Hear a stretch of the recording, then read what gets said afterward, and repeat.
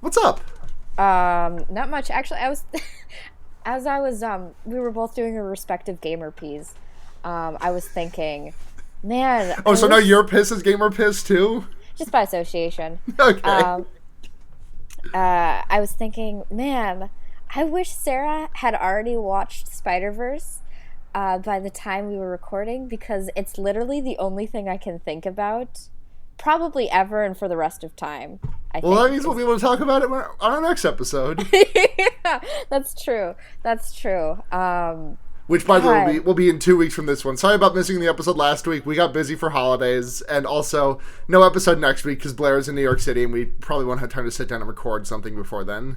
Yeah, because when we usually record, like, falls on, like, the day before I, like, fly out, so it's just, like, it's just not in the cards. Yeah. It's okay. Maybe we could you do, like, love us anyway. maybe we could do, like, a little bonus Jonas and do, like, a Spider-Verse bonus episode. That's not... It'd be an unprecedented move, us not talking about a horror movie, but, like... You can just call me and, like, hold your phone up to, like, your microphone as I walk out of the theater to see it for a third time in New York, and we can just, like, chat for 30 minutes about it, and we can call that an episode. Yeah, that sounds... Is Audio Boo still an app? I remember that was an early iPhone app. I have no idea. Does that just, like, record your phone calls or something? No. Audio Boo is like it was like a voice memo thing that I remember. Oh. Yeah, I mean, there's like literally a voice memo application on the phone proper that comes with it. Right, but Audio Boo was just like that's just like a name I haven't thought about in a while. Now I'm a little bit obsessed with it. All right, so I looked up Audio Boo, and it took me to Audible audiobooks, LibriVox audiobooks, and the app that is just called Bible. The app of Bible. The Bible app. So you can download Jesus. Yeah. Download Jesus. Or one of your favorite prophets. Your own personal Jesus. He's downloadable. Jesus. Reach out, click faith. Ooh, hey! Is that a joke? I think that's a joke. I think that's a good enough joke to get us into the episode, too. Oh, cool. You brought that heat. That San Francisco heat. Which is super ironic, because I'm in Minnesota, and it's like 2 degrees out.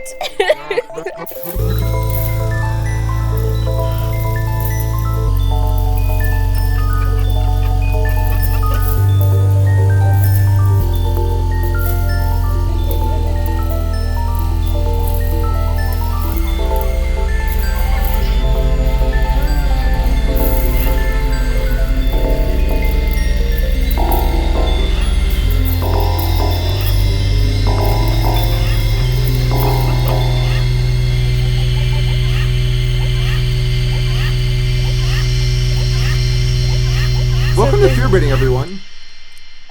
Welcome. I am Blair. I'm Sara. It's your number one. It's your number one Fun Time on a Train podcast. Walking Dead season 1 episode 4 podcast. Specifically like the game mine better. Walking Dead, not the television show. I like mine better. The good Walking Dead property. Yeah. Yeah, I'm taking. I'm drawing a line in the sand. I watched the first season of Walking Dead, and I don't play video games, so I'm just gonna have to take your word for it. I know you don't play video games, but like I think you should at least consider trying the Walking Dead video game, because it's barely a video game and it's much more a narrative device, and it's a really not narrative device. It's much more a narrative story and things, and it's really fucking good. Perhaps. And I think it would make me cry to listen to watch it, to play again. Yeah. Yeah. It's a good game. Zombies make you cry. As we've learned today, zombies make you cry. No bully. No bully, just honesty. But you want to talk about upcoming horror movies from upcominghorrormovies.com? Sure. I feel like we have a couple that are not upcoming but recently come out via Netflix that we could just blab about off the I top haven't of seen my dome. Birdcage or Bird Box. Bird Box. Neither Sorry. have I. Neither have I. It looks like obviously it came out. It obviously came out too soon after Quiet Place to be just like repackaged A Quiet Place, but it does look like A Quiet Place, except the sensory thing that's being targeted is like sight instead of sound. Hearing, I guess. I mean, that was that movie from last year, right? What was it?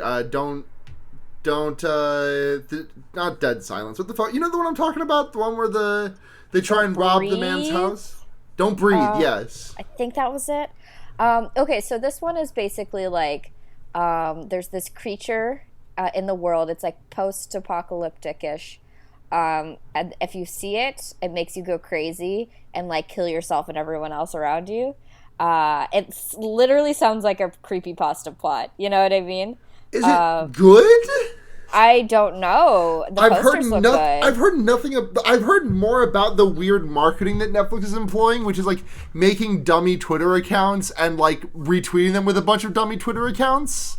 Weird. And making memes about it. I've heard mixed things about it. I heard some people say it's corny. I've heard some people say it's just fine. So it's either corny or just fine. So it might be a skip, because even if you roll well, you don't roll high. Yeah. I don't know if I'll see it anyway. I just, like, who has the time to just watch movies that aren't good? Unless they're really not good. Yeah. And then what else came to Netflix? I forgot. What is practically a fucking FMV from the Black Mirror people. Yeah, Bandersnatch. I've not played it because it is not a television episode. It is an FMV game. I have no intention to play it. I might. I don't know. I've only watched the first season of Black Mirror, and I know I need to fix that. I know I need to watch San Junipero and a bunch of other episodes, but I watched the first 3, and I was like, okay. Yeah, I've watched a handful of them. They're like high-budget Twilight Zone episodes, essentially. Yeah. They're fun. Yeah, I mean, they're little vignettes, and I like stuff like that. But I also fucking love FMV, like, so much. You and Justin McElroy are kin. but I feel like maybe new bonus content for the Patreon, FMV Quest 2. Yes. The sequel to FMV Quest, a property that we have zero interaction with. Right. You know what? But it's nice to spread the love around. Listen, Justin McElroy ain't at Polygon anymore. The FMV Quest is dead. Mm. It's up to us to resuscitate it. It is. But I feel like, honestly, a lot of the charm of FMVs is the poor acting that, you just take a bunch of the developers in a room and dress them up and have them read the script. And this one has professional actors in it. So I don't know if it'll have the same, Yeah. But you want to talk about a movie that I'm actually excited about? Sure. That's an upcoming horror movie? The trailer for Us dropped last week. Yes, it did. Yes, we talked about this last episode, I guess. Wait, Blair, no, there's no way we could have. We didn't talk about the trailer, but we did talk about the movie. Oh, yeah, I mean, we've mentioned it a couple of times because we're just both very excited for Jordan Peele's next movie. And, like, this just looks like him knocking it out of the fucking park again. Yeah, I love the doppelganger story. He made Get Out and then... he made Get Out and then they gave him the keys to the fucking kingdom. Yeah. No, it looks really exciting. I heard someone say it's like... They were like, oh, I don't typically like home invasion stories. I'm not even sure if I would consider that in that realm even a little bit. I think, like, if we're talking strictly in, like, the literal sense, then, yeah, it is a home invasion, but, like, that is not the source of the terror here. I would say home invasion is an element in it, but I would say it is definitely a doppelganger movie, which is, I love doppelganger stories. I love... just everything about it. I think it's just the wildest, most fun shit ever. It's crazy. the fucking dark remix of I Got 5 on It. Oh, yeah. That's really good. But, Uh-huh. Us looks fucking phenomenal. When does that movie due out? March next year. It's so Yeah. far away. Yeah. That's a pretty quick turnaround, though. He must have already had the script in the bank when they, like, right after Yeah. Get Out came out, you know? I keep forgetting that Tim Heidecker is in this movie. He's in this movie? Tim Heidecker is in the movie, yes. Oh my god. Stop. I know we've been over the cast before, but Lupita Nyong'o and Winston Duke are like the ultimate, like, that's such good casting. Yeah. I'm no, it looks like I'm it's gonna really be so awesome. glad to see more of Winston Duke, especially after how good he was in Black Panther. Yeah. I would argue that he was the best part of Black Panther. Which character did he play? Oh yeah, we talked about this last time. Yeah. Yeah. M'Baku. M'Baku, thank you. Uh-huh. I couldn't remember it last week, but I remembered it just suddenly right now because that's how human brains work. God, fucking Tim Heidecker is gonna be in the movie.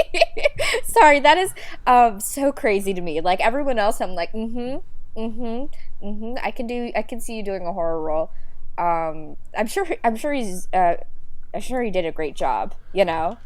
Yeah, But, it's just gonna be really hard to take him remotely seriously. But maybe I don't know. Maybe that's the point. Maybe I'll be like. When has he ever been in? When was the last time he was in a movie as like in a serious capacity? Do not know his filmography. He was in Ant-Man and the Wasp as the character of whaleboat captain Daniel Goobler, and that's Goobler with 3 O's. Oh. I saw that movie. I don't remember him in it. Yeah. He was in the Bad Fantastic Four as Miles Teller's dad. Really? Yeah. That's crazy. Yeah, I don't know. I'm sure it'll do. Oh no, great. he's his stepdad. Oh. Yeah, I'm sure it'll do great. I'm excited. Yeah, I'm sure it'll knock it out of the park. Yeah. Great movie. It's gonna fucking... Jordan Peele is going to just rip my ass clean off my body. That sounds dangerous, but exciting. So I'm Listen, happy he's allowed to at this point. He's got the keys to your ass. Yeah, he has the keys to my ass. Also known as the kingdom. Colloquially, Sarah's ass, colloquially known as the kingdom. Thank you so much for finally, after your silence on my ass has been deafening for the last 2 years, and I'm glad you've finally spoken up about it. Ironically, because my silence on asses in general, non-existent. You are never not talking about people's asses, and your silence about mine shook me to my core. Yeah. Well, I'm glad to have rectified it after all these years. More like rectified it, thank you. Ooh, you are not welcome. Boo, thumbs down. 2 of them, 2 thumbs down. Two of them? Well, it was good, but I'm just not happy about it, is the thing. Like... That's fair. Like... Yes, you did do that, but also, did you have to do that? She's right, but she shouldn't say it. You thought about if you could, but you didn't consider if you should, you know? I mean, I did consider if I should, and the answer was yes, I should. Okay. Well... Just because you disagree does not mean that I agree. That's... You know what, Sarah? That's so true.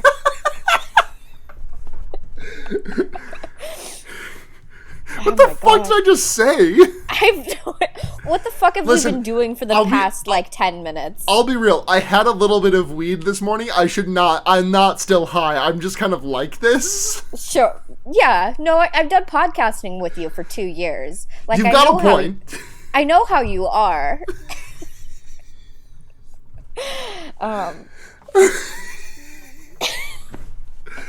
You want to get into this movie, though? Uh-huh.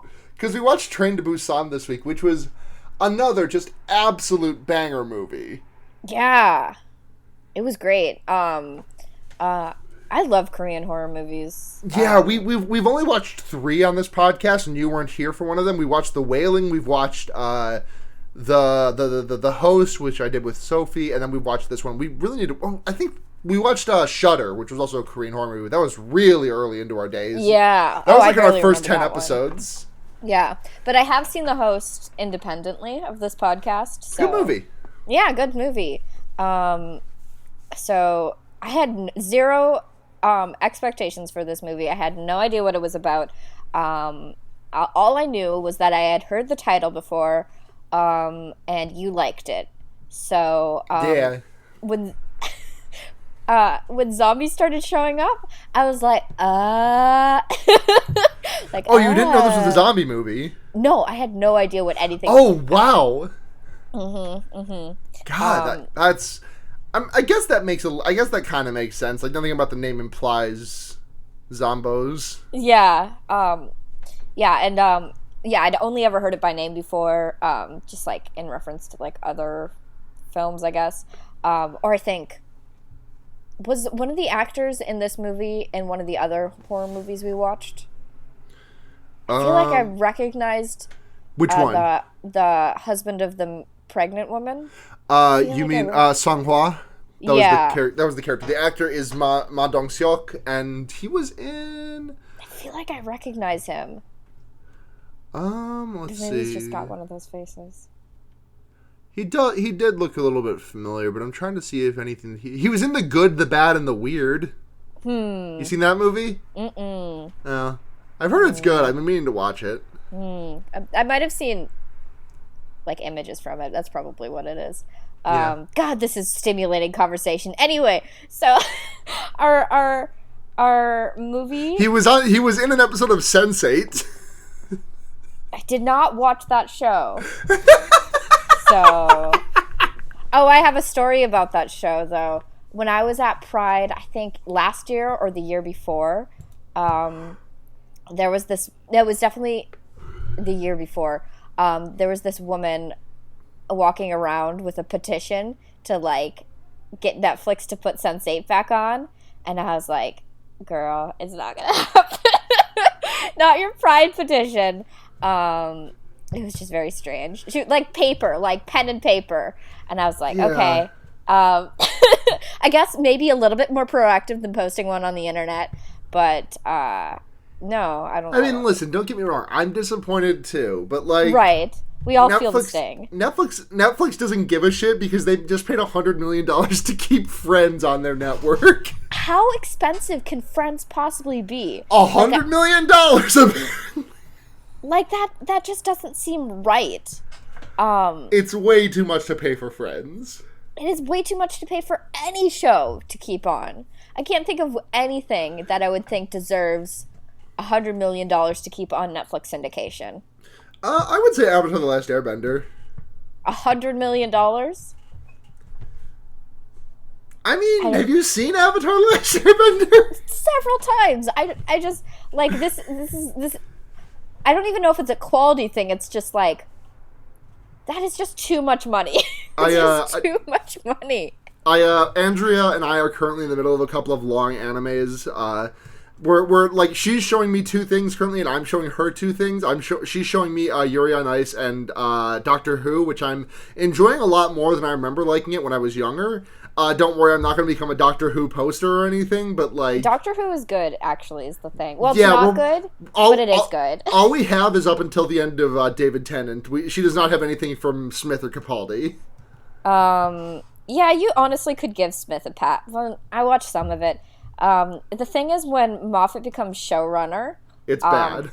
Well, every woman is just like, I'm pregnant, and that's my arc now. Like... Remember Let's Kill Hitler? It sucks because River Song was a fun one-off character. Like there was obviously time shenanigans. We cannot talk about Doctor Who. Fuck. But and then when I'm showing her JoJo and Full Metal Alchemist Brotherhood, and once we finish with one of those, we're jumping into Avatar because she's never seen it, and I'm so excited. Oh, it's the best. Oh, it's the best thing to show people for the first time. And you know what? I've only seen it like start to finish like 1.5 times. I didn't finish my second watch through. Oh, I was obsessed with it as a small child to the point where I had like the finales marked down on my calendar and looked forward them and counted down the days until them because they were like big events for me. Yeah. So I've seen it all the way through about 4 times, I think. What's the season 2 finale? I remember 3 is Sozin's Comet. I remember 1 is the Eclipse. I don't remember the second one. No. Is it the collapse of the library? It could be. It's been so long. It's actually not been so long. It's been maybe a year and a half. But my memory just sucks. Anyway, this is not the movie we watched. Yeah, we watched Train to Busan. So we open with, well, actually, I don't know what we open with because my browser froze while we were watching it. But essentially, like, there's like a vague premonition of chaos. Yeah, this guy it's just truck, like some dude in a truck. Down yeah, hits a deer. And then the deer gets back up, and it looks. And the deer gets up, and it looks so cool. Yeah, yeah. And then we get the title card, I think, and then we meet some we already met the throw again. Now we meet Seok-woo, who is our main character maybe main character. I don't know. I think there's an argument to be made for Suan being a main character. Yeah, she's definitely the one that like is there from the very beginning to the very end. So yeah. But I think anyway. But I mean, it's I made a joke about The Walking Dead, but like granted, the relationship between Lee and Clementine in The Walking Dead is not one of a blood relation, which is what that Seok-woo has with Suan. Mm-hmm. But like, given how emotionally distant Seok-woo is from Suan, they may as well be unrelated, and the way that their relationship sort of like builds over the course of the movie, and the way that it ends specifically, reminded me a lot of The Walking Dead game, season 1. How they handled Lee and Clementine. Yeah. I really can't stress enough that like if you somehow are in 2018 and have not gotten to playing The Walking Dead game, like season 1 holds up. Don't bother with 2 or 3, but like season 1 holds up. Yeah. I think so. Cool. But yeah, it opens with one of the funniest fucking things in the movie to me, because Seok-woo gives Suan a birthday I think it's her birthday present, and he's like, I know I've been busy lately, but I got you this, and she unwraps it, and it's like a Nintendo Wii, which in 2016 is a bit of an odd gift to get someone, but I mean, whatever. Yeah. But then also the camera pans across the room to the exact same Nintendo Wii box that he got her 4 months ago. Yeah. One Wii is too much. But I think one Wii is enough Wii. I don't think it's too much Wii. I guess. Why do you hate gamers, Blair? I'm gamer phobic. This is a known quantity about myself. But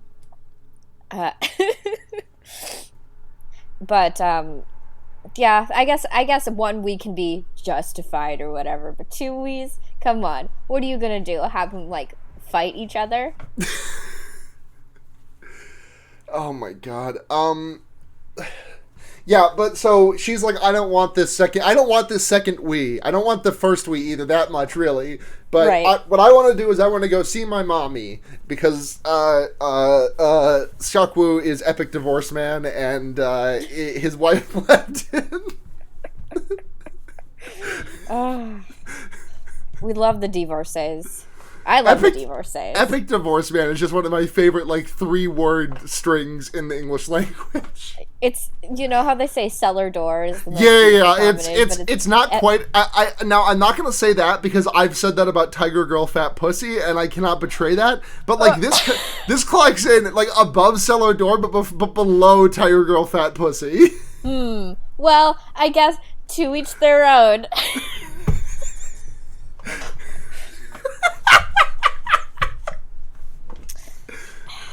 I'm in my parents' home right now, and you had to make me hear the words Tiger Girl Fat Pussy. You said them just now, so like... Yes, but you've already, like, soiled the area Yeah. So now I'm just throwing wood on the fire, I guess. Yeah.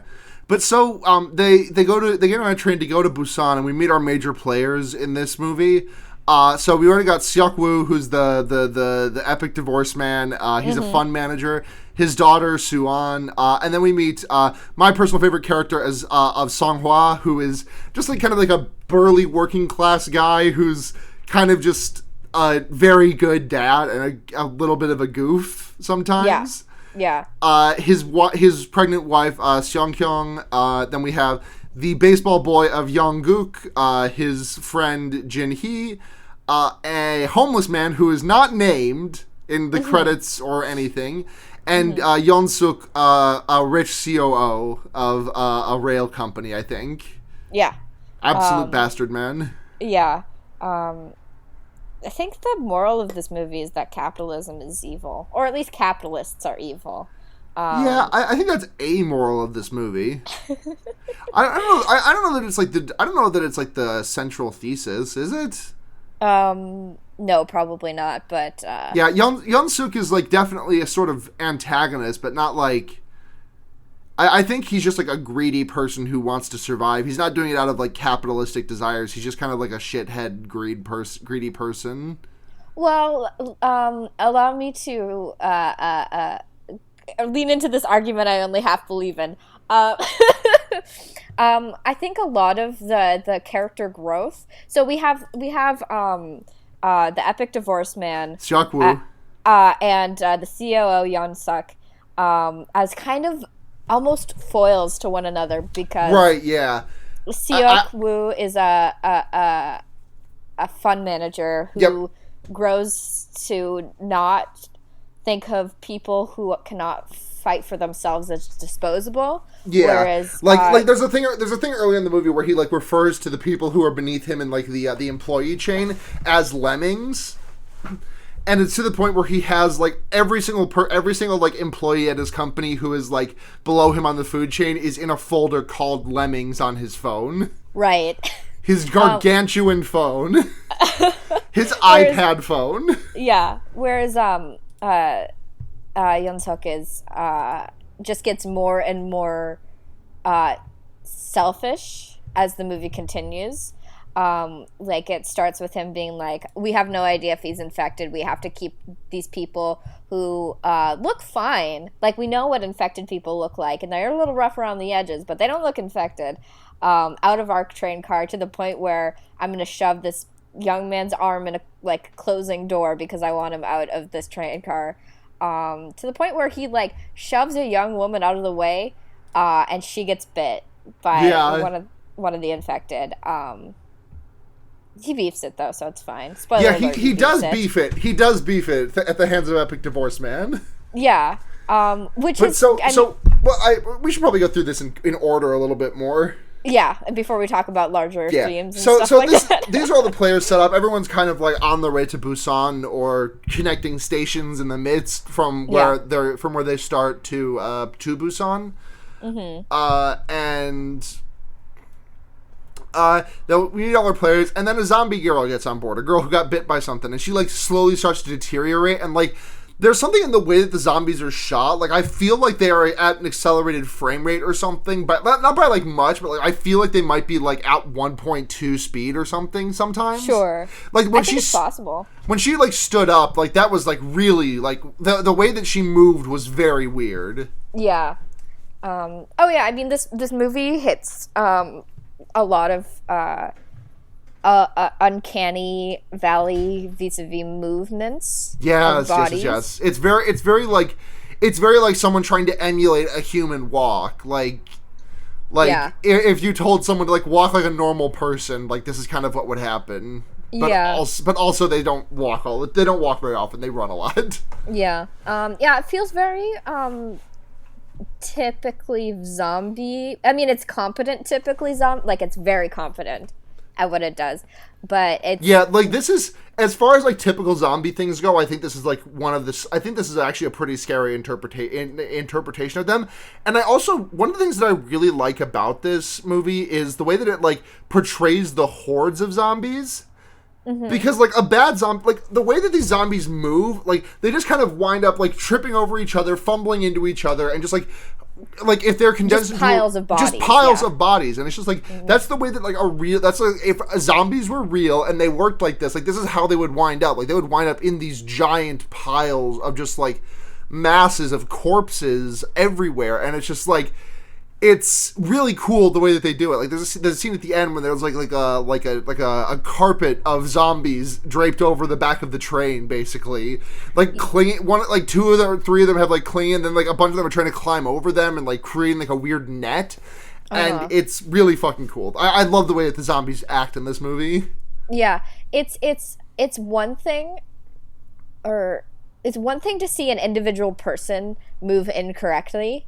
Because, like, I could do that if I wanted to. But there is something specifically unsettling about seeing like, a pile of, like, moving bodies, like kind of tumble towards you. Because there's just, like, something like the human survival instinct, generally, that wouldn't allow that to happen, you know? Right. But if you cut off that sort of, like, impulse because you're like mostly dead, and or a zombie, there's basically a zombie.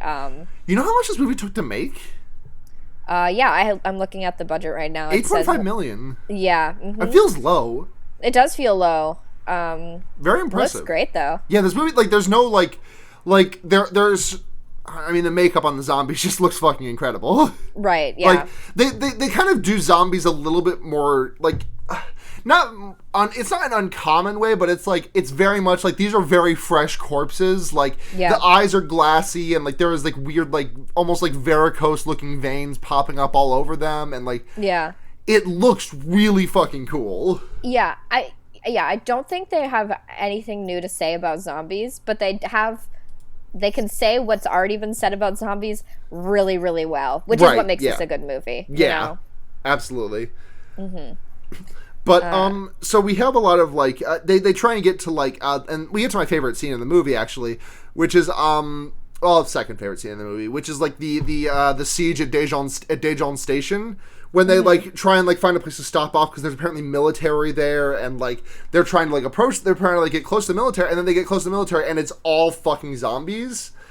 And, like, they attack on sight, so as soon as the people, like, peek out at the bottom of the staircase, like, then there's, like, everyone madly scrambling back up the staircase and escalator, and it's just, like, this chaotic scene, and just, like, trying to get everyone back to the train platform, and, like, you know, people falling over, people tripping, like, there's just so much, like, tension in it, and it's so fucking good. Yeah. And then we meet two other minor characters at this point, of Ingil and Jonggil, the two sisters, who are, like, elderly women. They get split up though, and they're very sad about it. Yeah. But every named character gets on every character who has a name gets on the train at this point. Right. And like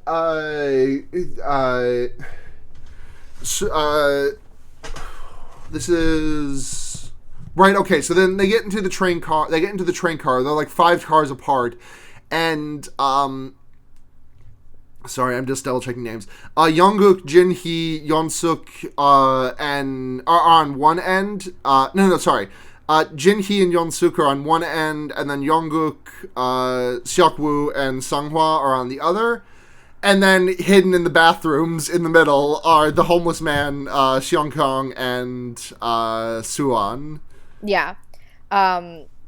So there's been a lot of tension, I guess, between but there's just a really good scene where like Sunghwa, Seokwoo, and Jungkook like are traveling like a fucking RPG party, like in a just like all God, it's crazy. Like when they were setting up to do this, I was like, what the fuck do you think is gonna happen? Like they tape their wrists. I mean, I guess suspend your disbelief because zombies aren't real in the first place. So, like, I guess we can do whatever we want. But also, I'm like, the entire time it was happening, when they were talking about it, I was like, you guys are gonna get yourselves killed. What is your plan of attack here? And as they were doing, I was like, you guys are gonna get yourself killed. Like, what is your plan of attack here? And by the grace of God, which is to say, they find out that the zombies stop reacting when it gets dark in the train car. Well, first they fight their way through one train car of zombos. Right, yeah. Like, they do it. Yeah. But, then they find out that, like, the they already knew...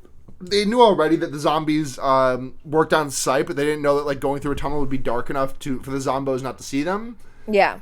So, like, the next 3 train cars are then, like, sneaking through to get to the bathrooms where Suan and Seungkyung are, and the homeless man.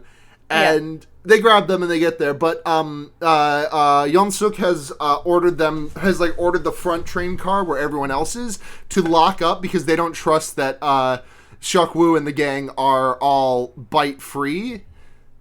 Oh, right, yeah. Mm-hmm. Yeah, we talked about this earlier. Yeah, and because of this, In-gil, one of the women, and Sung-hwa both get left behind, sacrificing themselves so that the others may move forward.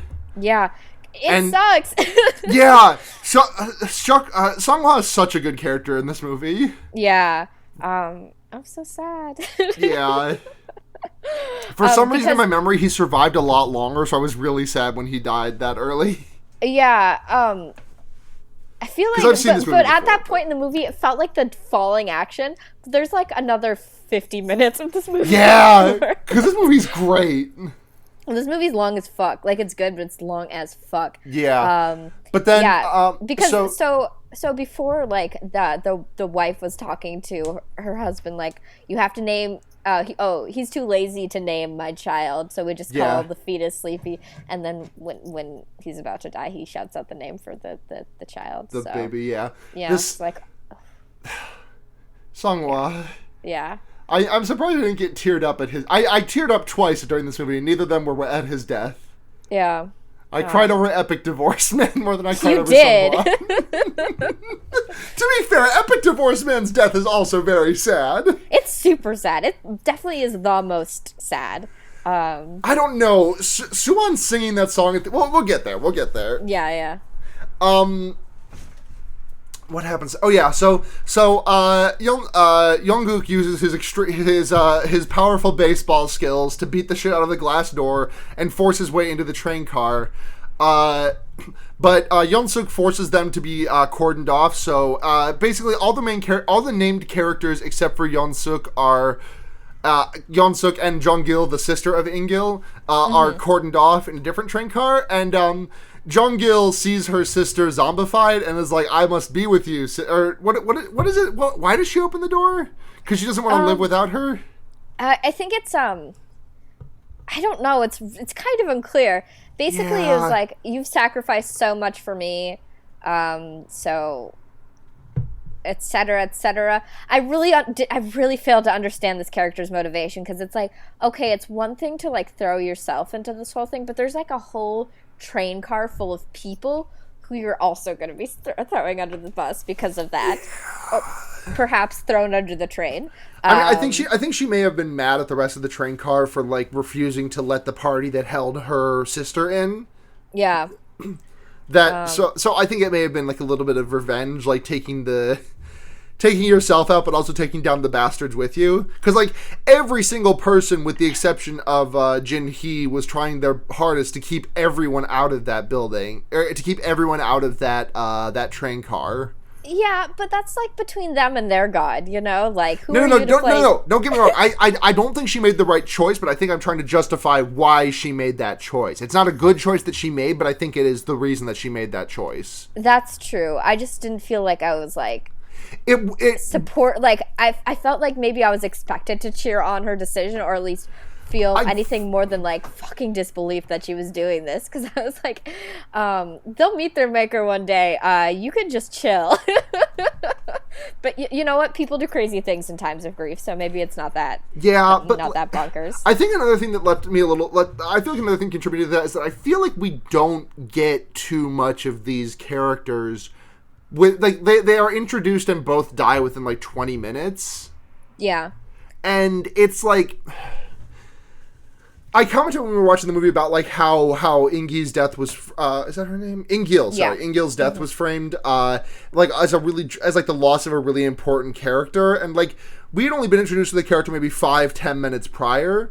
And so I mean, I kind of get that you pointed out to me that it's more of a you can't save everyone kind of thing, and not a this is a character we're supposed to really care that much about. But like the way that Jong-gil reacts to her sister's death makes me like, I feel like there was a scene that might have been on the cutting room floor or something.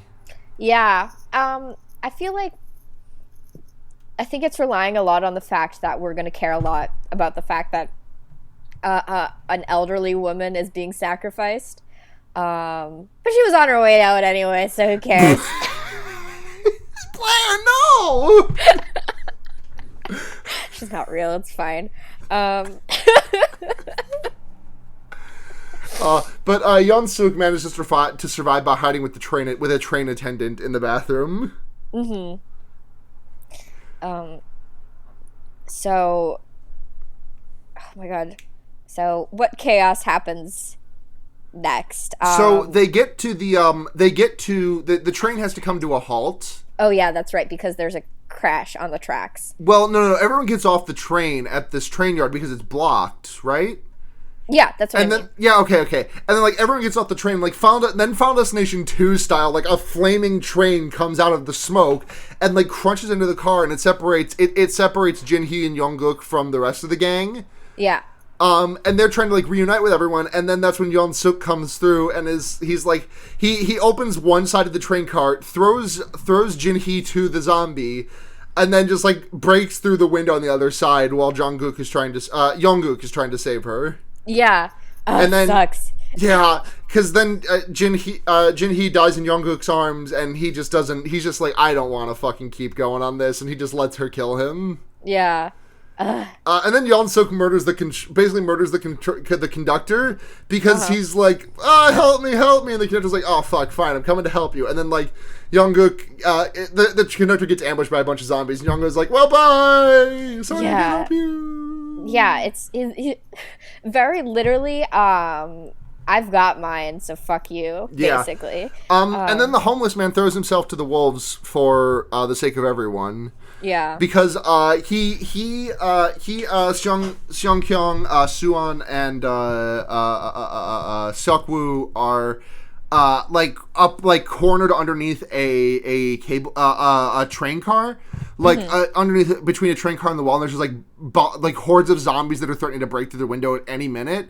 And homeless man is like, I will hold this train up so that you guys can get out. You need to fucking go now. And he throws himself on that grenade for everyone. Yeah. Press F to pay respects. F indeed. I feel like for some people that joke has got so old, but for every time I think about it, it just delights me because... Yeah. Are you familiar with the other ones from that era that were much less popular? No, I'm not. Okay, because there was a button prompt in Shadow of Mordor, Middle Earth Shadow of Mordor, which was while in stealth, press X to kiss your wife. Oh, I do remember that. Yeah. And I think there's one from Heavy Rain where it's like press X to Sean. Press X to Sean, yes. Holy Trinity. Mm-hmm. Oh. Video games is good. I love video game prompts. Well, it's weird that press X to Sean was considered one of the Trinity, because that game was from like 6 or 7 years prior to press F to pay respects and press X to kiss your wife. It's still bad though. It is, but like Call of Duty Advanced Warfare and Shadow of Mordor both came out in like the same year.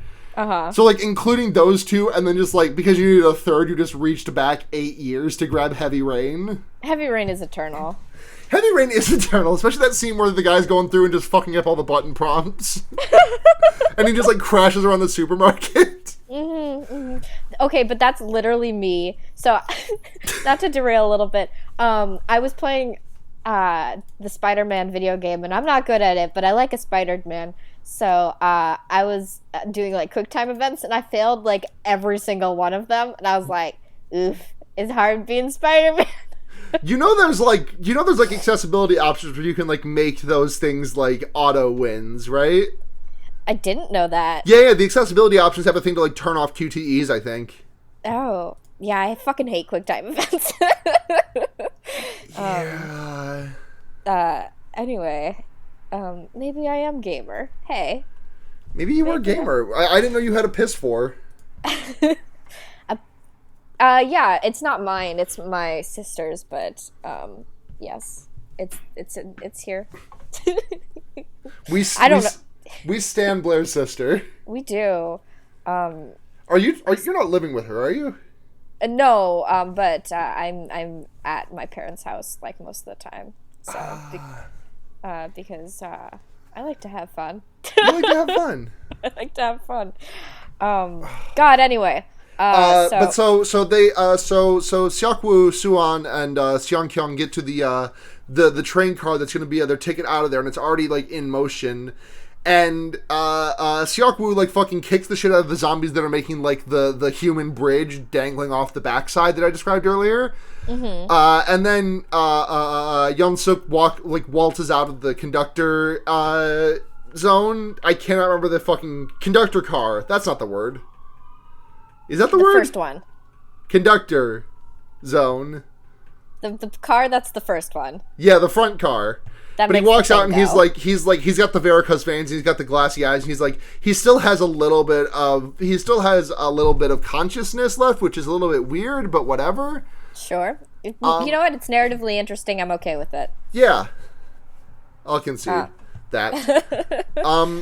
But in the midst of like protecting Seongkyung and Suan, Seokwoo is bitten and throws Yeon Suk off of the fucking train, and then he puts Seongkyung into the train conductor's seat and is like, "Here's what the fuck you do," and he like has this heart-wrenching goodbye with Suan, where she just like has a death grip on his businessman button down and is refusing to let go because she does not want him. She knows that he's going to die, and she wants nothing more than to be with him. It sucks. It's so sad. So I didn't cry while watching it with you, but if I was watching this by myself, I probably would have. Yeah. Because I was like, I gotta stay strong for Sara.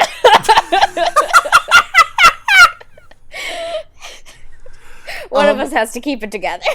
Yeah, but he throws himself off the train car as he thinks about the first time that he held his daughter after her birth. Yeah. And it's the way it's shown, like, we don't actually see him, like, hitting the dirt or jumping off or anything. All we see is, like, his silhouette as the train is, like, it's like a moving shot of the train, but, like, we just see his silhouette fall off the back, and that's all we see of him. We never see his body. It's a beautifully shot scene. Yeah. But the way the movie wraps up is that Suan and Seongkyung get to the natural stopping point of the train and wind up walking through a tunnel where there are a bunch of militiamen on the other end, and they are ordered to fire on sight because they cannot tell whether or not the two entities walking down the dark tunnel are human or are survivors or zombies.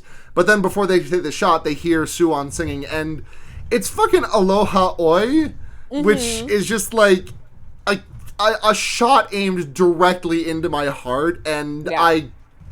I couldn't help myself from crying the first time I saw the movie, could not help myself from crying this time either. Yeah, it's she's just like weepily like singing at the top of her lungs because she wanted to sing it for her dad, and like the last words in this movie out of Suan's mouth, out of anyone's mouth, are from Suan when she just sings "Until We Meet Again." Yeah. God. Roll credits. Roll credits. Such a good movie. Yeah. On a scale of 0 to 5, 0 to 5. What are we 0 to 5ing here? On a scale of 0 to 5 giant cell phones, how many giant cell phones are you giving this? 'Cause I'm giving it the full 5. Yeah, I don't think I like this movie as much as you did, which is fine because I still liked it. Yeah. I'm going to give this one a 4. I think my major problems with it are the fact that it didn't really make me think about anything in a new way. Yeah, that's fair. I feel like I've seen the story before. It was done really well, and it looked great. The writing was all super good, but it's not new for me. So, and I also think it comes from a lot of just having generalized, like zombie fatigue. Yeah, that's fair. That's fair. So even if something does something really new and interesting, and like I've never encountered it before with zombies, I'm still gonna be like, but okay, but it's zombies. Okay, yeah, I get that. I might dump it down to 4.5 just because I think you're right, but also the whole Ingil and Jongil stuff was a little bit like, I felt like I was floundering a little bit for some information that I was missing. Maybe I just missed something. It's fully possible, but. Right, but yeah. Yeah, but aside from that, you're right. But like, I don't have exactly the zombie fatigue that you do because I didn't watch horror movies until I was like 22. Sure. And like, so we haven't really done a lot of zombie movies on this podcast either. Mm-hmm. So like, I don't really have the same kind of zombie fatigue that you do. Yeah. Oh, what's that one? The Canadian one with the radios. That's a zombie movie. That yes, actually felt like that won our poll. It was holy not our poll. That won our gauntlet. It was fucking. Oh, it started with a P, didn't it? Did it? I feel like it did. Oh no. Pontypool. Jesus, we are fake fans. Yeah, I was sorry, almost Matt. gonna call. I was like halfway to calling it I know it's not the Poughkeepsie tapes, but that was what was in my head, and I was like, I know it's not that one because that's a totally different movie. Have we watched the Poughkeepsie tapes? We have not. We should ? Yeah. I don't think I've ever heard good things about it, but I feel like it kind of exists in the semi-iconic state that we should. It's also a found footage movie, so I feel like I am obligated to watch it inherently. Yeah. So I just wanted to, I guess we can just like, well, we're going to get into questions a little bit, but we should get into, do we have questions? I don't know. No questions. No questions. That's okay. That's fine. Before we get into recommendations, I want to talk about what we're going to be doing next month, because after Blair gets back, we are going to do our January stuff, which is the month of stuff that we missed this year. Yes. We'll probably stretch it in like the first episode of February too, so that way we at least have 4 episodes. Yeah. Here's what I wanted to pitch for you for stuff that we haven't covered. I just want to cover some great stuff I just want to cover some stuff out of 2018, good or bad. I just want to talk about it. Yes. I want to talk about Annihilation. Yes. Oh my god, I would love to talk about Annihilation. I want to talk about Truth or Dare. Yeah. I want to talk and feel again. This is like feel free to veto these or like suggest replacements. I'd like to check out Unsane. I've heard really good things about it. Okay, I'm not familiar with that. Oh, it's the one that was shot on an iPhone. Oh no, I have no idea. But I'd be yeah. It's apparently it's also apparently like it's like on the box. It looks like a very like spooky mental illness, but like it's really good about that. Sure. And then what did I say? I said Annihilation. I said Truth or Dare, and I said Unsane. I think we have to do Mandy.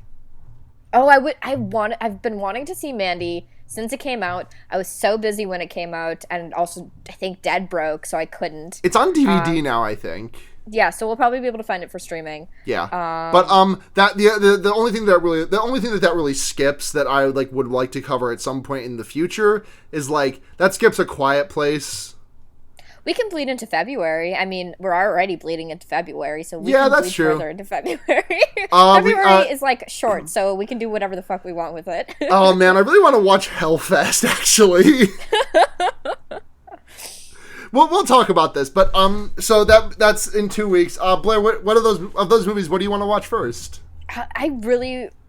Do we want to just dive headlong into Mandy, because I've been meaning to see that one for forever. Yeah, I was gonna say Mandy or Annihilation would probably be what I would both pick would for be first. really good. Because I've never seen Annihilation.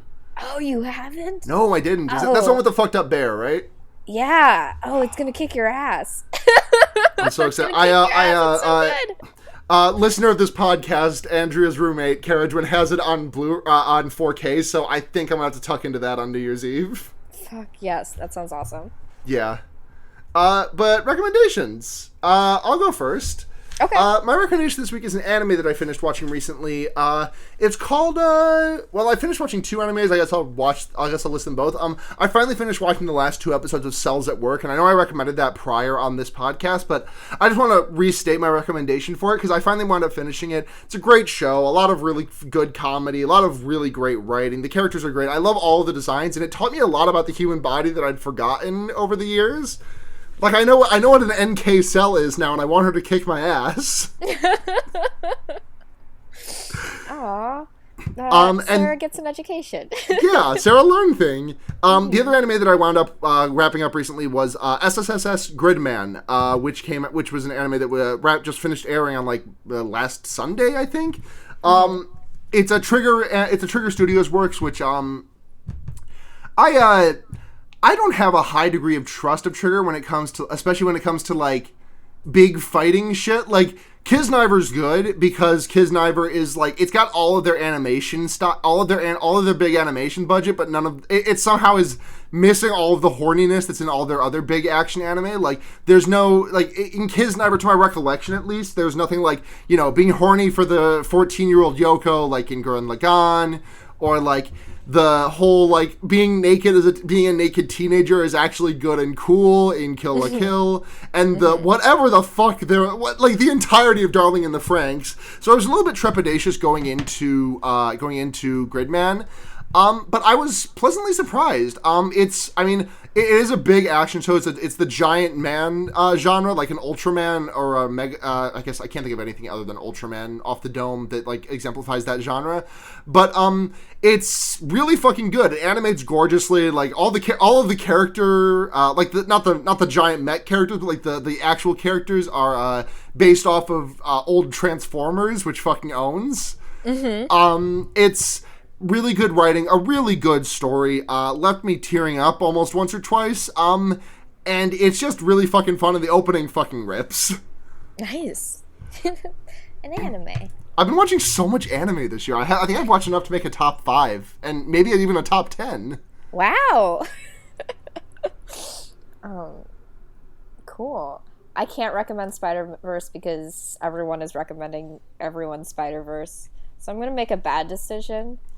And I'm going to tell our listeners to watch Riverdale. Hey, do you want to go crazy? Do you want to go just fucking insane? Do you want to just absorb yourself into the most chaotic Quizilla fanfiction come to life bullshit ever? Watch Riverdale. It's not good, but maybe it's a work of art. Maybe it'll change your life. It's yeah, join me in gay hell. Join Blair in understanding Bughead hell. Yeah. Oh, you just pulled those words out.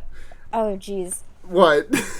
I mean, that's a thing. No, but... I know. It's based off a meme that I made a couple of weeks ago where Roswell posted like a bunch of Riverdale theory videos, screenshots from YouTube, and one of them was like understanding Bughead, and I tweeted back at him that y'all mind if I stop racism, but I tweeted y'all mind if I'm understanding Bughead.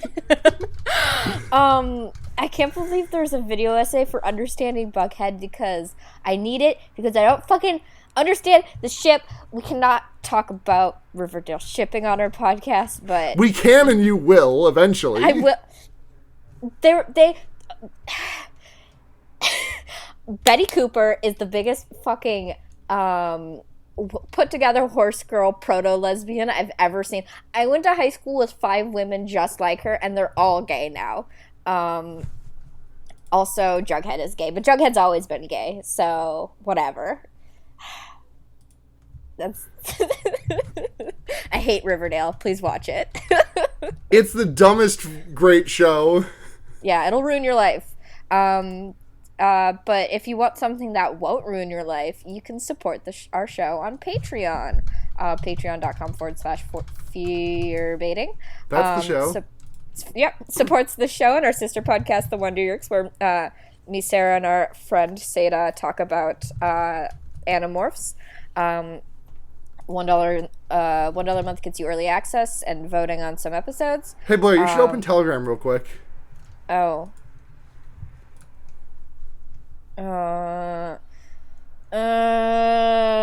Sarah just sent me a link that says to a YouTube video that says consuming Bughead. So I have to block her now, and she's not allowed on this podcast anymore. It's just me. Bye. $5 a month. Mr. Kitsch, I don't feel so good. Hey! Infinity War was this year, by the way. I saw it twice. God, why?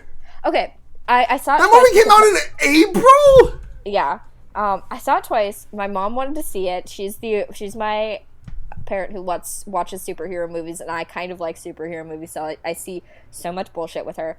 And then my friend worked at a movie theater at the time, and she was closing, and she was like, "Hey, while I close, while I'm waiting for the person who cleans the theater to finish cleaning the theater, do you want to watch Infinity? Do you want to watch this over 2 hour long bad superhero movie with me?" And I was like, well, I don't have anything else going on in my life right now, so sure. So I watched it twice in theaters. That movie is 2.5 Christian hours.